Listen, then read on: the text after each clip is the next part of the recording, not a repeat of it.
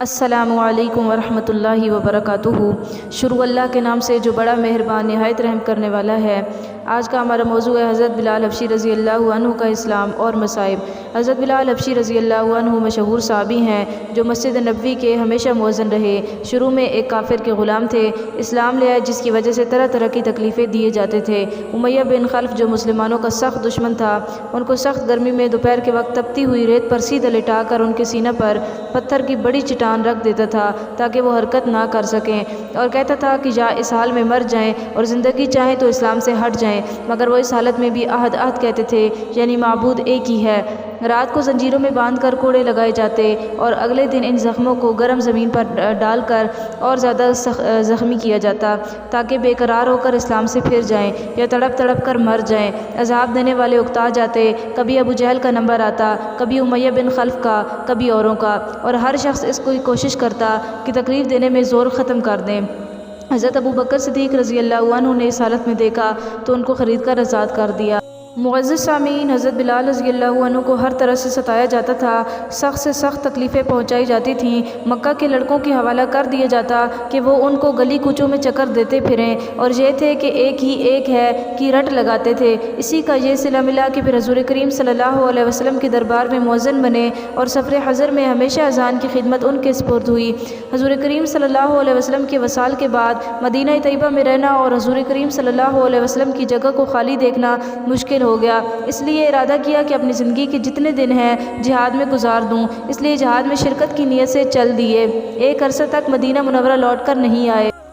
ایک مرتبہ حضور کریم صلی اللہ علیہ وسلم کی خواہ میں زیارت کی۔ حضور کریم صلی اللہ علیہ وسلم نے فرمایا، بلال یہ کیا ظلم ہے، ہمارے پاس کبھی نہیں آتے۔ تو آنکھ کھلنے پر مدینہ طیبہ حاضر ہوئے۔ حضرت حسن حسین نے اذان کی فرمائش کی تو لاڈلوں کی فرمائش ایسی نہیں تھی کہ انکار کی گنجائش ہوتی۔ اذان کہنا شروع کی اور مدینہ میں حضور کریم صلی اللہ علیہ وسلم کے زمانہ کی اذان کانوں میں پڑھ کر کوہرام مچ گیا۔ عورتیں تک روتی ہوئی گھر سے نکل پڑیں۔ چند روز قیام کے بعد واپس ہوئے اور 20 ہجری کے قریب دمشق میں وصال ہوا۔ حضرت بلال رضی اللہ عنہ سے ایک صاحب نے پوچھا کہ حضور اقدس صلی اللہ علیہ وسلم کے اخراجات کی کیا صورت ہوتی تھی؟ حضرت بلال رضی اللہ عنہ نے فرمایا کہ حضور کریم صلی اللہ علیہ وسلم کے پاس کچھ جمع تو رہتا ہی نہیں تھا، یہ خدمت میرے سپرد تھی، جس کی صورت یہ تھی کہ کوئی مسلمان بھوکا آتا تو حضور اقدس صلی اللہ علیہ وسلم مجھے ارشاد فرما دیتے، میں کہیں سے قرض لے کر اس کو کھانا کھلا دیتا۔ کوئی ننگا آتا تو مجھے ارشاد فرما دیتے، میں کسی سے قرض لے کر اس کو کپڑا پہنا دیتا۔ یہ صورت ہوتی رہتی تھی۔ ایک مرتبہ ایک مشرک مجھے ملا، اس نے مجھ سے کہا کہ مجھے وسعت اور ثروت حاصل ہے تو کسی سے قرض نہ لیا کر، جب ضرورت ہوا کرے مجھ ہی سے قرض لے لیا کر۔ میں نے کہا اس سے بہتر کیا ہوگا، اس سے قرض لینا شروع کر دیا۔ جب ارشاد عالی ہوتا اس سے قرض لے آیا کرتا اور ارشاد والا کی تعمیل کر دیتا۔ ایک مرتبہ وضو کر کے اذان کہنے کے لیے کھڑا ہی ہوا تھا کہ وہ مشرک ایک جماعت کے ساتھ آیا اور کہنے لگا، او حبشی۔ میں ادھر متوجہ ہوا تو ایک دم بے تحاشا گالیاں دینے لگا اور برا بھلا جو منہ میں آیا کہا، اور کہنے لگا کہ مہینہ ختم ہونے میں کتنے دن باقی ہیں؟ میں نے کہا قریب ختم کے ہے۔ کہنے لگا کہ 4 دن باقی ہیں، اگر مہینہ کے ختم تک میرا سب قرضہ ادا نہ کیا تو تجھے اپنے قرضہ میں غلام بنا لوں گا اور اسی طرح بکریاں چراتا پھرے گا۔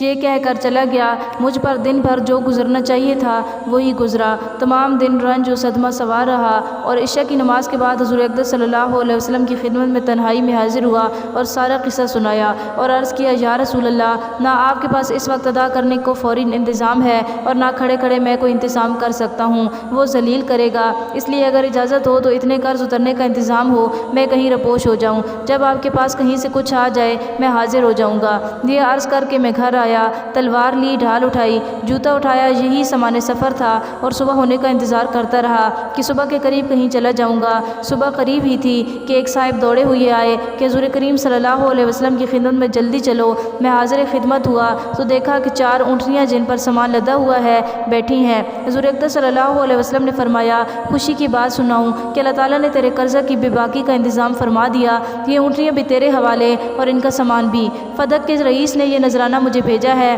میں نے اللہ کا شکر ادا کیا اور خوشی خوشی ان کو لے کر گیا اور سارا قرضہ ادا کر کے واپس آیا۔ حضور اقدس صلی اللہ علیہ وسلم اتنی دیر مسجد میں انتظار فرماتے رہے۔ میں نے واپس آ کر عرض کیا، حضور اقدس صلی اللہ علیہ وسلم، اللہ کا شکر ہے، حق تعالیٰ نے سارے قرضے سے آپ کو سبت کوش کر دیا اور اب کوئی بھی چیز قرضہ کی باقی نہیں رہی۔